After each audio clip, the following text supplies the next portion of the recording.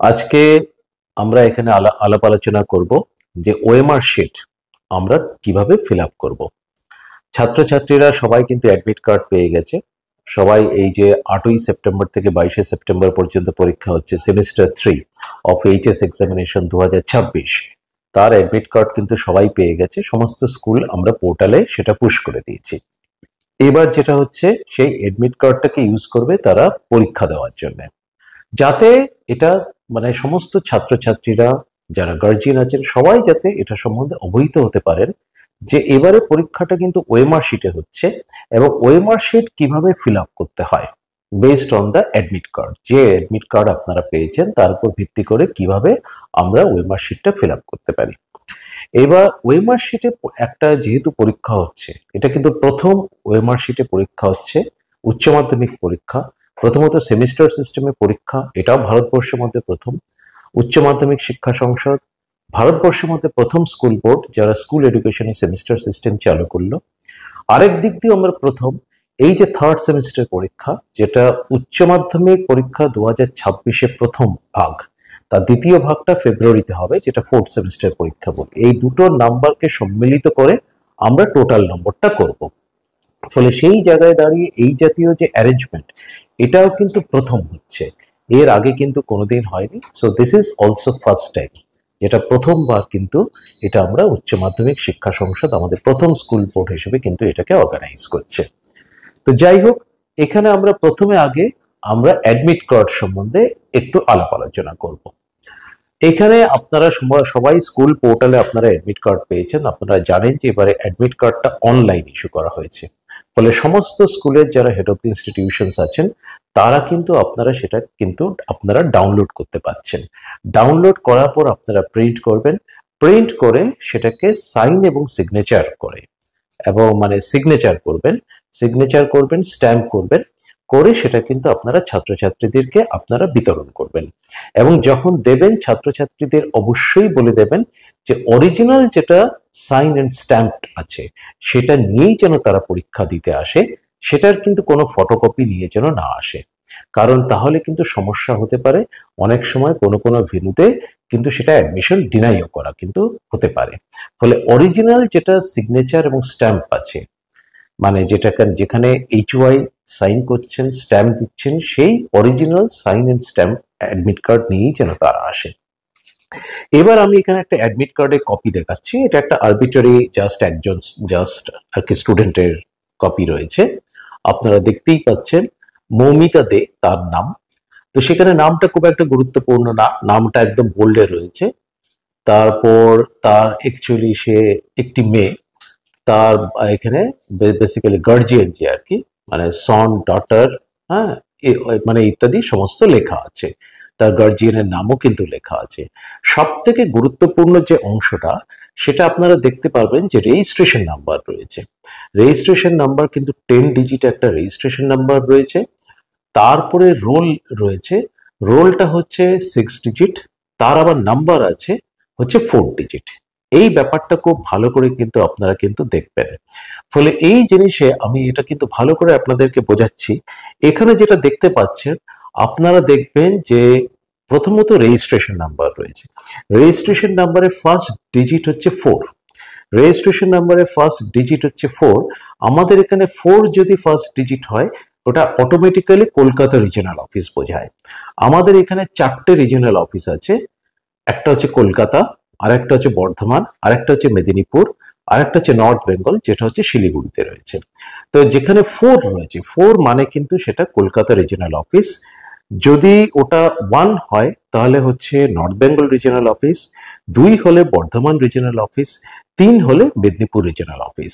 ফলে first digit যেটা রয়েছে রেজিস্ট্রেশন নাম্বার, সেখান থেকে আপনারা রিজনটা বুঝতে পারবেন।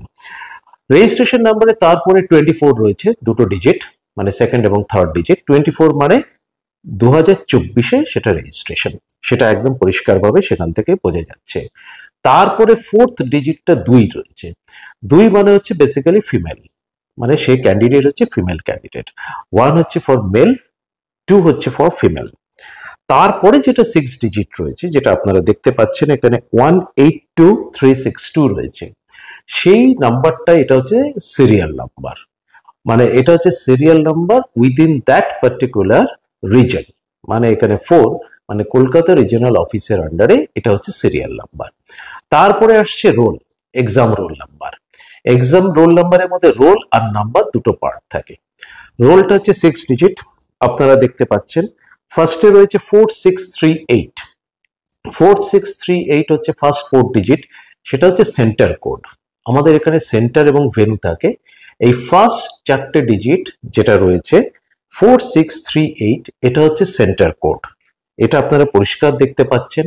তারপর 5th ডিজিট হচ্ছে 2 রয়েছে। 2 থাকা মানে এগেইন সেটা কিন্তু মেল ফিমেল, এটা 2 মানে হচ্ছে ফিমেল, যদি 1 থাকতো তাহলে হচ্ছে মেল। এই ক্যান্ডিডেটটি আপনারা ফিমেল, আপনারা দেখতেই পাচ্ছেন, ফলে এটা কিন্তু 2 রয়েছে। তারপরে আবার 4 রয়েছে।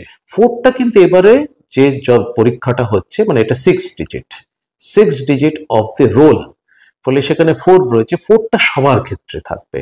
4 মানে হচ্ছে থার্ড সেমিস্টার রেগুলার ক্যান্ডিডেট। এবার থার্ড সেমিস্টারে রেগুলার ছাড়া কেউ নেই, থার্ড সেমিস্টার সবই হচ্ছে রেগুলার ক্যান্ডিডেট। এখানে যদি 1 থাকতো তাহলে আমরা বুঝতাম সেটা হচ্ছে বেসিক্যালি হচ্ছে রেগুলার ওল্ড সিস্টেমে, আগে এগুলো ওল্ড সিস্টেমে ছিল। ও 1 থাকলে হচ্ছে ওল্ড সিস্টেমে রেগুলার, 2 মানে হচ্ছে ওল্ড সিস্টেমে স্পেশাল, 3 মানে হচ্ছে ওল্ড সিস্টেমে কন্টিনিউইং মানে সিসি ক্যান্ডিডেট। এবারে তো এটা ওল্ড সিস্টেমে পরীক্ষা হচ্ছে না, গোটাটাই নিউ সিস্টেম, তার জন্য এখানে সবার ক্ষেত্রে 4 রয়েছে। গোটা পশ্চিমবঙ্গ জুড়ে সমস্ত ছাত্রছাত্রীর ক্ষেত্রে রোলের যে 6 ডিজিট সেটা কিন্তু 4 রয়েছে। তারপরে নাম্বার আপনারা দেখতে পাচ্ছেন 1819, এটা হচ্ছে serial number within that particular centre, এটা হচ্ছে serial number within that particular centre. এইভাবেই কিন্তু থাকবে। তারপর কি কি সাবজেক্টে এলিজিবল সে পরীক্ষা দিতে সমস্ত রয়েছে। কোথায় ভেনু পড়েছে সেটা আপনারা দেখতে পাচ্ছেন, এক্সাম ভেনু একদম বোল্ডে লেখা রয়েছে। এখানে একটা কিউআর কোড রয়েছে, কিউআর কোডটা আপনারা পরিষ্কার দেখতে পাচ্ছেন। এই কিউআর কোডটা যদি আপনারা স্ক্যান করেন, কিন্তু যে কোনো আজকাল একটা স্মার্টফোনে একটা কিউআর কোড স্ক্যানার থাকে, বা অনেক সময় বেসিক্যালি ক্যামেরার মধ্যেও সেই পার্টিকুলার কিউআর কোড স্ক্যানারটা বিল্ট ইন থাকে, সেটা দিয়ে যদি স্ক্যান করেন তাহলে আপনি একদম পরিষ্কার সমস্ত ইনফরমেশন পেয়ে যাবেন। ক্যান্ডিডেটের নাম, ক্যান্ডিডেটের ছবি, ক্যান্ডিডেটের সিগনেচার, একদম কালার ছবি আপনারা পেয়ে যাবেন, ক্যান্ডিডেটের ছবি, সিগনেচার, এবং কি কি সাবজেক্টে পরীক্ষা দেবে, কবে কবে কি পরীক্ষা রয়েছে, কোথায় সিট পড়েছে, ভেন্যু, সমস্তই কিন্তু পেয়ে যাবেন। ফলে এটা কিন্তু খুব গুরুত্বপূর্ণ। তার তলায় যেটা রয়েছে সেটা আপনারা কিন্তু ইনস্ট্রাকশনস গুলো, এই ইনস্ট্রাকশনস গুলো আপনারা কিন্তু দেখতে পারবেন। ফলে এই জিনিসটা টোটালি কিন্তু আমরা বেসিক্যালি এটা আমরা অ্যাডমিট কার্ড থেকে সমস্ত ইনফরমেশন গুলো পেয়ে যাচ্ছি। এবার এই অ্যাডমিট কার্ড থেকে এই ইনফরমেশন গুলো পাওয়ার পর এবার তারপর আমরা বেসিক্যালি সেটা হচ্ছে ওয়েমার শিট। ওয়েমার শিটটা দেখতে এরকম হবে, আপনারা পরিষ্কার দেখতে পাচ্ছেন ওয়েমার শিট। এই ওয়েমার শিটটা দেখতে এরকম হবে, একদম কম্পিটিটিভ পরীক্ষার মতো পুরোপুরি ওয়েমার শিট। এই ওয়েমার শিটটা দেখতে এরকম হবে।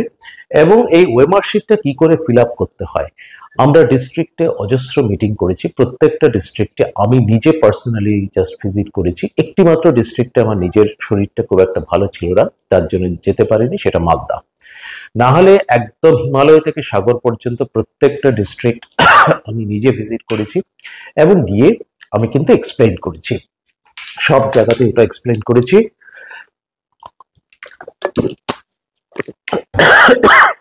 সব জায়গাতে এক্সপ্লেইন করেছি how to fill up the OMR sheet. এবার এই ওয়েমার শিটের ব্যাপারটা আমি একটু ডিটেল, আমার পেছনে দেখতে পাচ্ছেন একটা বোর্ড আছে, সেই বোর্ডে আমি একটু এক্সপ্লেইন করব ওয়েমার শিটটা কিভাবে ফিল আপ করতে হয়, আপনারা একটু দেখুন সেটা। এটা হচ্ছে একটা স্পেসিমেন কপি অফ দি ওয়েমার, আপনারা দেখতে পাচ্ছেন। এই ওয়েমার শিটটা আপনারা দেখতে পাচ্ছেন, এখানে একটা ওয়েমার শিটের একটা নাম্বার রয়েছে, এটা বারকোড, এটা ওয়েমার শিটের নাম্বার। প্রত্যেকটা ওয়েমার শিটে কিন্তু সিরিয়াল নাম্বার রয়েছে, প্রত্যেকটা ওয়েমার শিটে সিরিয়াল নাম্বার রয়েছে, এটা একটা বারকোড থাকবে, এবং এটা হচ্ছে তার করেসপন্ডিং সিরিয়াল নাম্বার। এই জায়গার উপর কোনোভাবে যেন কোনো মানে পেনের দাগ হোক, কোনো রকম মিউটিলেশন, কোনো রকম ফোল্ড হওয়া, এগুলো যেন না হয়, এটা কিন্তু খুব গুরুত্বপূর্ণ। এই জায়গার উপর যেন কোনো রকম দাগ বা কোনো কিছু যেন না পড়ে, এইটা কিন্তু ভীষণভাবে গুরুত্বপূর্ণ। এখানে ইনভিজিলেটর এবং সমস্ত ক্যান্ডিডেট যারা স্টুডেন্ট তারা কিন্তু ব্যাপারটা খেয়াল রাখবেন। তারপরে হচ্ছে এই অংশটা, ওএমআর শিট সম্বন্ধে এই জেনারেল কিন্তু একটা জিনিস মনে রাখবেন, ওএমআর শিটে যেখানে ফিল আপ করার কথা তার বাইরে কিন্তু কোনো জায়গাতে একটা সাধারণ পেনের দাগ বা কোনো কিছু যেন না পড়ে। আমি ডিস্ট্রিক্টে বহু জায়গাতে গেছি, অনেকে আমাকে জিজ্ঞেস করেছেন যে ওএমআর শিটে কি আমরা সেন্টার কোড মারবো, কোনো ফ্লেক্সিমাইল মারবো, কোনো স্ট্যাম্প মারবো? একদমই মারবেন না। ওএমআর শিটে কিন্তু কোনো কিছু কিন্তু আপনারা কিন্তু কোনো স্ট্যাম্প, কোনো সিগনেচার যেখানে করার কথা সেটা বাদে কোথাও কিন্তু কোনো সিগনেচার করবেন না, কিচ্ছু করবেন না। এই ব্যাপারটা কিন্তু ভীষণভাবে খেয়াল রাখতে হবে। ওএমআর শিটের কোনো জায়গাতে একটা সাধারণ পেনের দাগ, এই যে সাইডে যেখানে এই যে সমস্ত দাগগুলো থাকে, এগুলো কিন্তু মেশিনের, এগুলো কিন্তু মেশিন রিডেবল। ফলে এই জায়গাগুলোতে সামান্যতম কোনো দাগ, কোনো ভাঁজ পড়া, বিশেষ করে একটা এখন বর্ষার দিন, এমন ভাবে পরীক্ষা যেন নেওয়া হয়, কোনো সাধারণ যেন জানলার ধারে বসে পরীক্ষা দিচ্ছে ছাত্রছাত্রী, ফলে জানলা থেকে একটা বাইরে বৃষ্টি পড়ছে, বর্ষাকালে পরীক্ষা হচ্ছে, বুঝতেই পারছেন সেপ্টেম্বর মাসে বৃষ্টির সম্ভাবনা থাকে, কোনো সামান্য একটা জলের ফোঁটা যেন এসে না পড়ে, চা খেতে গিয়ে কোনো একটা চায় একটা জাস্ট একটু চাটা জাস্ট আর কি পড়ে গেল, এরকম ঘটনা হলে কিন্তু ওএমআর শিট ইভালুয়েটেড হয় না। কারণ ওএমআর শিট কিন্তু মেশিন ইভালুয়েশন হবে, পুরোপুরি কম্পিউটারাইজড ইভালুয়েশন হবে, ওখানে কিন্তু কোনো হিউম্যান ইন্টারভেনশন থাকছে না। এই যে পরীক্ষাটা হচ্ছে, এটাতে কিন্তু হেড এক্সামিনার, এক্সামিনার, স্ক্রুটিনার কারো কিন্তু কোনো রোল নেই। গোটা পশ্চিমবঙ্গের সমস্ত, একেবারে পুরো হিমালয় থেকে শুরু করে সাগর পর্যন্ত যত ডিস্ট্রিক্ট আছে, আমাদের টোটাল 23টা ডিস্ট্রিক্ট আছে, জেলা, 25টা শিক্ষা জেলা, সমস্ত ডিস্ট্রিক্টের যত আসবে মানে সমস্ত ছাত্রছাত্রী ওএমআর শিট কিন্তু কলকাতায় সেন্ট্রালি প্রসেসড হবে। মানে ধরুন যদি 7 লক্ষ ছাত্রছাত্রী থাকে, 6টা করে সাবজেক্ট, প্রায় অ্যাপ্রক্সিমেটলি 40 লক্ষ ওএমআর কিন্তু আমরা কলকাতায় প্রসেস করব এবং সেটা কম্পিউটারাইজ স্ক্যানিং হবে। ফলে কোনোভাবে সামান্যতম ভুল হলে সেটাকে কিন্তু ট্রেস করা কোনোভাবেই কিন্তু সম্ভব না। এই ব্যাপারটা কিন্তু খেয়াল রাখবেন। এবং যেটা আমি বললাম, রিপিট করছি আবার, ওএমআর শিটে কোনো রকম ভাঁজ, কোনো রকম কিছু মানে স্ট্যান্ড, কোনো কিছু দাগ, কোনো কিছু যেন না পড়ে। ওএমআর শিটটা কিন্তু very delicate material, very sensitive material, ওটাকে কিন্তু ভীষণভাবে কেয়ারফুলি আপনারা ডিল করবেন। এরপরে আসছি রেজিস্ট্রেশন নাম্বার। একটু আগে একটা অ্যাডমিট কার্ড আমি দেখালাম, এই হচ্ছে অ্যাডমিট কার্ড, যেটা আমি একটু আগে আপনাদেরকে দেখিয়েছি। অ্যাডমিট কার্ডে ধরুন রেজিস্ট্রেশন নাম্বার, যেটা একটু আগে দেখালাম, সেই জিনিসটা আমি এখানে ফিল আপ করবো। এই জায়গাতে কিন্তু পেনে ফিল আপ করতে হবে, এই জায়গাটা হচ্ছে পেনে জাস্ট ফিল আপ করতে হবে। আমি আপনাদের দেখাচ্ছি, 4242 আমি কিন্তু পেনে লিখছি এটা, ঠিক আছে। তারপর 182362, 182362, এটা একটু আমি জাস্ট কারেকশন, এখানটা একটু হাতের ছাপ জাস্ট পড়েছিল, তার জন্য একটু জাস্ট আমি নিজে একটু জাস্ট কারেকশন করছি। 182,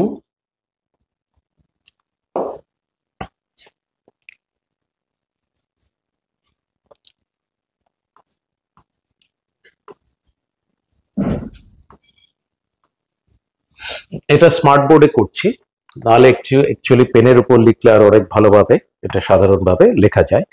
এবার এই যে 4242182362 লিখলাম, এইবার এই জায়গাগুলোকে, তার করসপন্ডিং জায়গাগুলোকে সার্কেল করতে হবে। মানে এই যে 4-এর জায়গাটা, এই সার্কেলটা কিন্তু প্রপারলি যেন হয়, মানে গোটা জায়গাটা যেন ফিল আপ হয়, এইভাবে যেন ফিল আপ হয়, এই জিনিসটা কিন্তু খুব ভালো করে খেয়াল রাখতে হবে।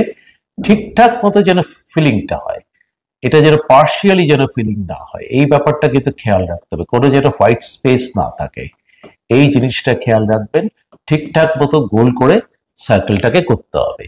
4, তারপর হচ্ছে 2,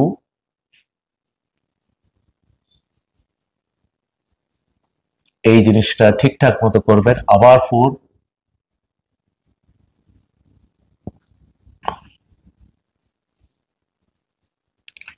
তারপর আবার 2,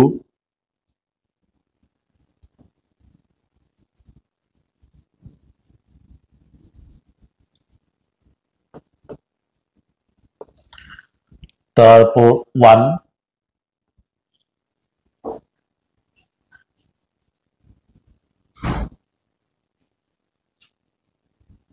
8,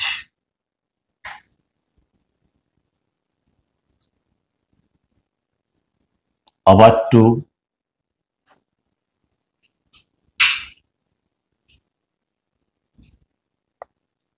তারপর 3,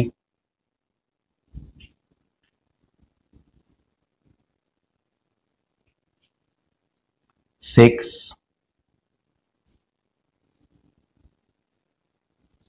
2।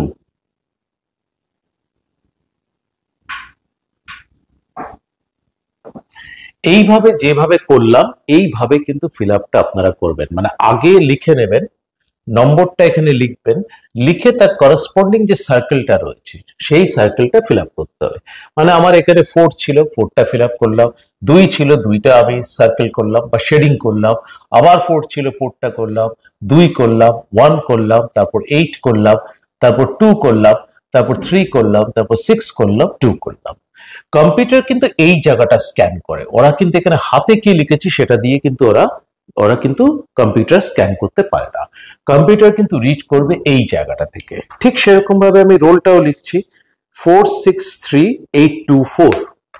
এখানে 4 6 3 8 2 4 এটা হচ্ছে রোল। তারপর 1 8 1 9। এই জিনিসগুলো কোনটা কি আমি অলরেডি এক্সপ্লেইন একটু আগেই করলাম, এগুলো প্রত্যেকটার একটা তার সিগনিফিকেন্স আছে। তো এই পার্টিকুলার রোলগুলো এর যে তার করসপন্ডিং নাম্বারগুলো এগুলো কিন্তু ঠিক আগের মতো ফিল আপ করতে হবে, ঠিক সেম জিনিস 4 6, ওপরে নাম্বারটা লেখা আছে সেইটা দেখে দেখে জাস্ট এগুলোকে শেডিং করতে হবে যেন ভুল না হয়। ভুল হলে কিন্তু কোনো এটা কারেকশনে কিন্তু কোনো স্কোপ নেই, এই জিনিসটা আপনারা খুব ভালো করে কিন্তু খেয়াল করবেন। 2, তারপর 4,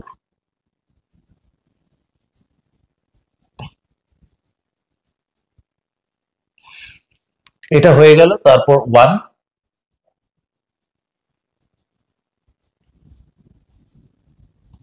8 1 9। তাহলে কম্পিউটার কিন্তু এখান থেকে পুরোপুরি বুঝে যাবে যে ক্যান্ডিডেটের রেজিস্ট্রেশন নাম্বার, রোল নাম্বার কত, এবং যেহেতু এটা গোটাটাই কম্পিউটারে স্টোর আছে তাহলে অটোমেটিক্যালি সেখান থেকে কিন্তু ক্যান্ডিডেটের নাম টাম সব ডিটেলস কিন্তু পেয়ে যাচ্ছে। এবার কোয়েশ্চেন বুকলেট সিরিয়াল নাম্বার, এটাও কিন্তু very very important. Question booklet serial নাম্বারের মধ্যে প্রথম যে দুটো ডিজিট থাকবে সেটা হচ্ছে সাবজেক্ট কোড। ঠিক আছে, সাবজেক্ট আপনারা জানেন যে আগে আমরা 4 ক্যারেক্টার আমরা সাবজেক্ট কোড ইউজ করতাম, যেমন ধরুন বিএনজি এ মানে হচ্ছে Bangla first language, ENG B মানে হচ্ছে বাংলা সেকেন্ড ল্যাঙ্গুয়েজ। এবার কিন্তু সেগুলো যদি দিতাম তাহলে আমাকে এখানে 26টা আমাকে সার্কেল দিতে হতো এ টু জেড, সেটা আর অনেক বেশি কাম্বারসাম স্টুডেন্টদের পক্ষে। ফলে এবার আমরা 2 ডিজিট, বেসিক্যালি দুটো নিউমেরিক ডিজিট বেসিক্যালি থাকবে হচ্ছে কোয়েশ্চেন পেপারে, সেটা হচ্ছে সাবজেক্ট কোড। আপনারা ঠিক এইভাবেই পাবেন। এখানে দেখে নিন কটা ডিজিট রয়েছে, 1 2 ফার্স্টে থাকলো, তারপর 3 4 5 6 7 8 9, টোটাল 9টা ডিজিট থাকছে। তার মধ্যে প্রথম দুটো, ফার্স্ট দুটো হচ্ছে সাবজেক্ট কোড। ধরুন ফর এক্সাম্পল আমি বলছি বাংলার জন্য আপনি এরকম একটা কোনো জায়গাতে আপনি পেয়েছেন, সে ফর এক্সাম্পল আমি বাংলার জন্য এরকম একটা পেয়েছি যে ফার্স্টে থাকলো হচ্ছে 05, এটা হচ্ছে আপনার হচ্ছে কোয়েশ্চেন পেপার সিরিয়াল নাম্বার। ঠিক এইভাবেই আপনি উপরে টপ রাইট হ্যান্ড সাইডে আপনি দেখতে পারবেন। তারপর হয়তো রয়েছে এখানে 7টা ডিজিট, 1 2 3 4 5 6 7। ধরুন এটা হচ্ছে question paper serial number, question পেপারের উপরে প্রত্যেক পাতায় এই নাম্বারটা লেখা থাকবে ঠিক এরকম ভাবে। তার মানে ধরুন এটা আমি আরবিট্রারি বলছি, বিএনজি এ হয়তো 05, আপনার এটা জানার দরকার নেই যে বিএনজি এ 05 হবে, যেটা দেখবেন কোয়েশ্চেন পেপারে যা লেখা আছে এক্স্যাক্টলি ওটাই লিখবেন। ধরুন এটা কোয়েশ্চেন পেপারের উপর ঠিক এইভাবেই লেখা থাকবে, একটা হাইফেন দিয়ে লেখা থাকবে, তার মানে এটা লেখা রয়েছে, তার মানে 05, আপনি এখানে ডাইরেক্টলি 05 লিখবেন, 05 লিখে দিলেন। তারপর এটা হচ্ছে সিরিয়াল নাম্বার 1 2 3 4 5 6 7, এটা আমি আরবিট্রারি একটা সিরিয়াল নাম্বার লিখলাম, যেখানে 05 হচ্ছে সাবজেক্ট কোড, যেটা আপনার কোয়েশ্চেন পেপারের উপর অ্যাকচুয়ালি টপ রাইট হ্যান্ড সাইডে লেখা আছে। তাহলে এবার 05 আপনি এখানে 0 লিখলেন, জাস্ট হচ্ছে ফিল আপ করবেন, 0 করলেন, 5 করলেন, যেভাবে আর কি শেডিং করে, তারপর 1 2 3 4 5 6 7, এইভাবে আপনারা টোটালি কিন্তু ওই কোয়েশ্চেন পেপার সিরিয়াল নাম্বারটা করবেন। এখানে আপনি সাবজেক্ট লিখবেন, সাবজেক্ট কনসার্ন স্টুডেন্ট লিখবে। এই যে 4 5 এগুলো কিন্তু স্টুডেন্ট ফিল আপ করবে, কিন্তু এগুলো কিন্তু মেশিন রিডেবল নয়। আবার বলছি, কম্পিউটার কিন্তু এই জিনিসটা জাস্ট শুধু স্ক্যানিং করবে, করে তার একটা পিডিএফ ফাইল জেনারেট করে কম্পিউটার স্টোর করে রেখে দেবে, কিন্তু এটা কিন্তু মেশিন রিডেবল নয়। আমি ধরলাম কোনো একজন স্টুডেন্ট সেখানে লিখলো, সে ফর এক্সাম্পল বিএনজি এ, সেটা লিখতেই পারে, যেভাবে খুশি লিখুক, বিএনজি এও লিখতে পারে, অথবা চাইলে বেঙ্গলি লিখতে পারে, যা খুশি লিখতে পারেন। এখানে স্টুডেন্ট তার নিজের মতো তার সাবজেক্ট নামটা লিখবে, কিন্তু এটা কিন্তু যা লিখবে সেটাই শুধুমাত্র স্ক্যান হয়ে পিডিএফ হয়ে থাকবে। এটা বেসিক্যালি মেশিন রিডেবল নয়। ফুল সিগনেচার অফ দি ক্যান্ডিডেট, এখানে ক্যান্ডিডেট জাস্ট ডাইরেক্টলি তার নিজের সাইনটা করবে।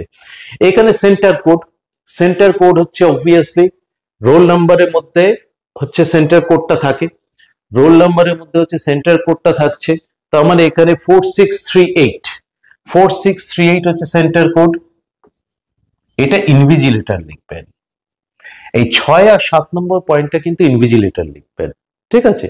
তো ইনভিজিলেটর লিখলেন, ধরুন আমি হচ্ছি ইনভিজিলেটর, তাহলে আমি এখানে আমার সাইনটা করব উইথ ডেট, ফুল সিগনেচার। আমি এখানে জাস্ট শর্ট সাইন করলাম, ধরুন আজকের ডেট 29/8/2025, এখানে সিগনেচার করলাম। এটা হচ্ছে কনসার্ন ইনভিজিলেটর সাইন করবেন। এই সেন্টার কোডটা কিন্তু ইনভিজিলেটর কিন্তু ফিল আপ করলেন।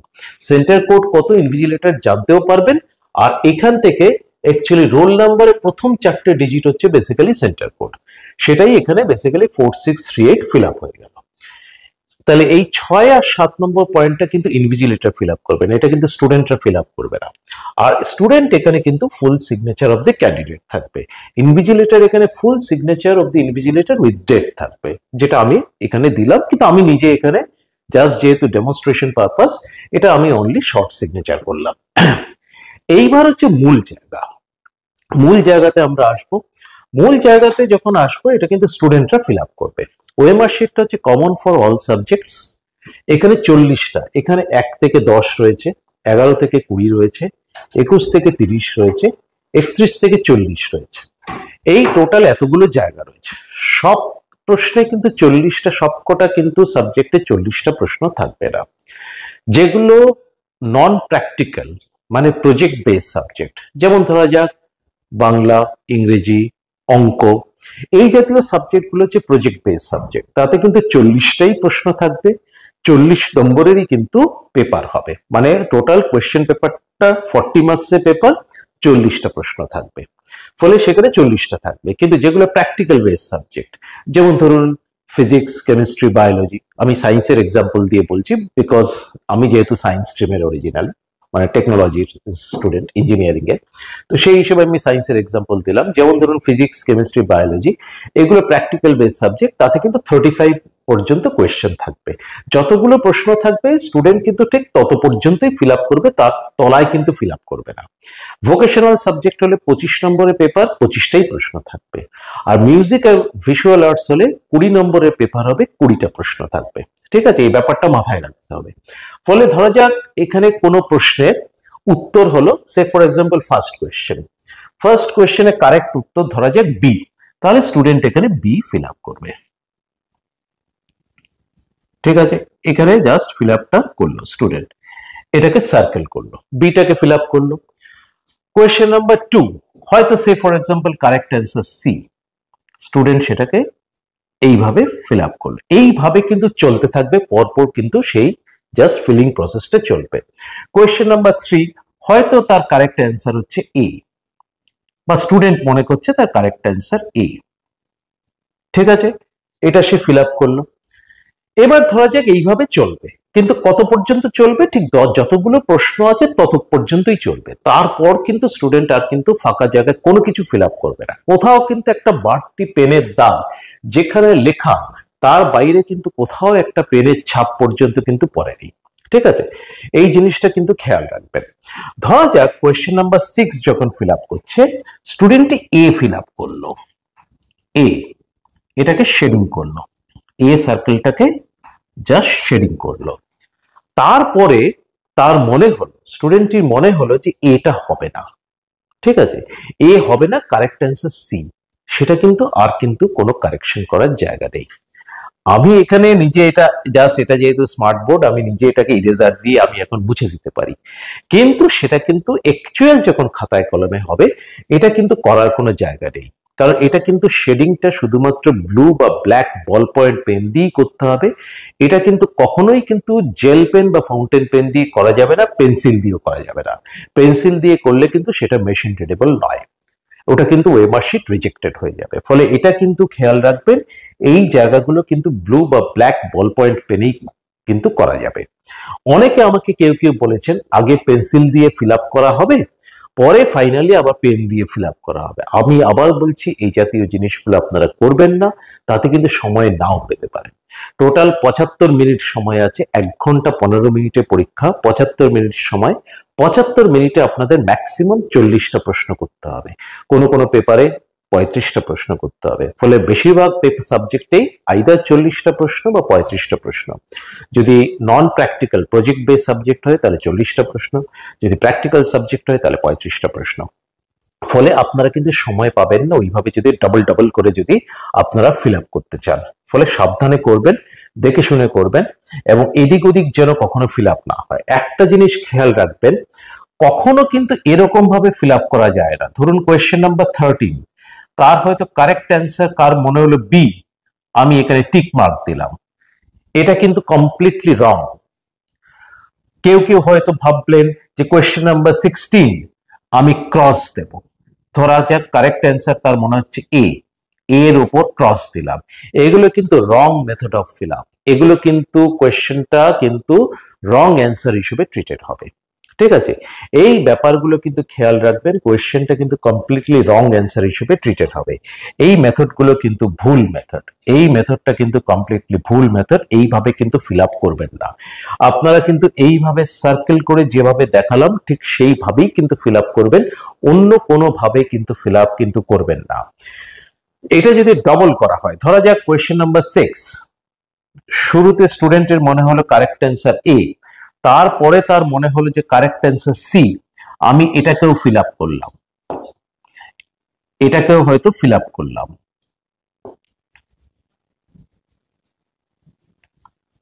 মানে স্টুডেন্টটি শুরুতে এ ফিল আপ করেছিল, তারপরে তার মনে হলো কারেক্ট অ্যান্সার সি, এটাকেও ফিল আপ করলো, হয়তো সত্যিই কারেক্ট অ্যান্সার সি, কিন্তু সেটাকে কিন্তু এটাকে রং অ্যান্সার হিসেবেই ট্রিটেড হবে, কারণ এখানে দুটো সার্কেল ফিল আপ হয়ে গেছে, ঠিক আছে।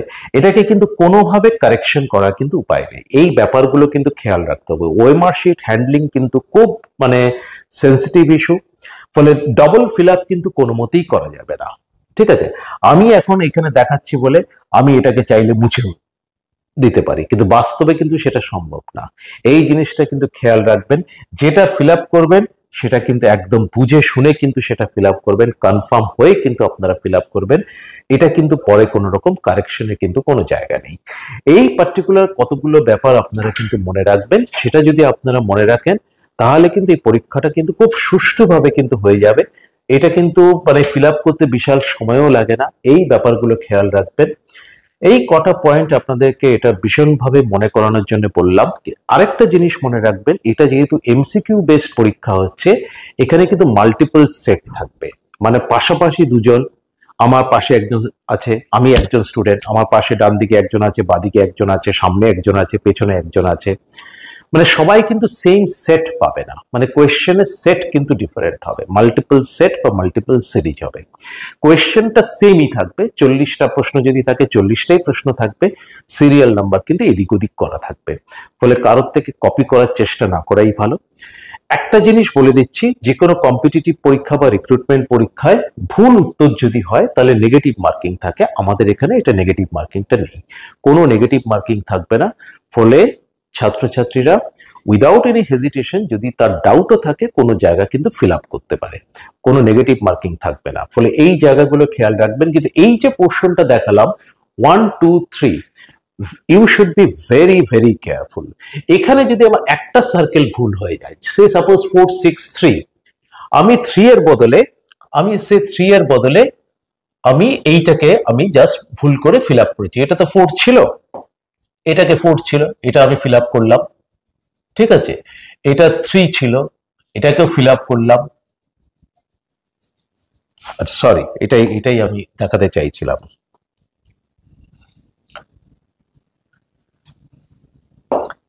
এটা 4 6, 3টাকে আমি ভুল করে এখানে না করে আমি এখানে করে ফেললাম।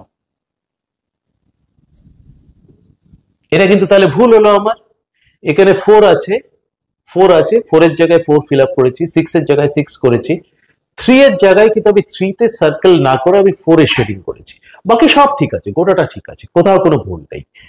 8 আছে, 8 এর জায়গায় 8 করেছি, 2 এর জায়গায় 2 করেছি, 4 এর জায়গায় 4 করেছি, এগুলো সমস্ত ঠিক আছে, কোথাও কোনো ভুল নেই, এগুলোতেও ভুল নেই, এখানে কোথাও ভুল নেই। শুধু একটা ভুল হয়ে গেছে, 3 এর জায়গায় এখানে আমি 3 এ শেডিং না করে 4 এ করে দিয়েছি। এই একটা ভুল হলে কিন্তু এই ওয়েমার শিটটা কিন্তু রিজেক্টেড হয়ে যাবে, কারণ এখানে কিন্তু রোল নাম্বারটা ভুল হয়ে গেল, ঠিক আছে। এটা খেয়াল রাখবেন, রেজিস্ট্রেশন নাম্বার, রোল নাম্বার এবং কোয়েশ্চেন পেপার বুকলেট, এই এতগুলো জায়গার মধ্যে এতগুলো সার্কেল আছে, যে কোনো একটা সার্কেল যদি ফিল আপ ভুল হয় তাহলে কিন্তু ডেফিনেটলি ওয়েমার শিটটা কিন্তু রিজেক্টেড হয়ে যেতে পারে।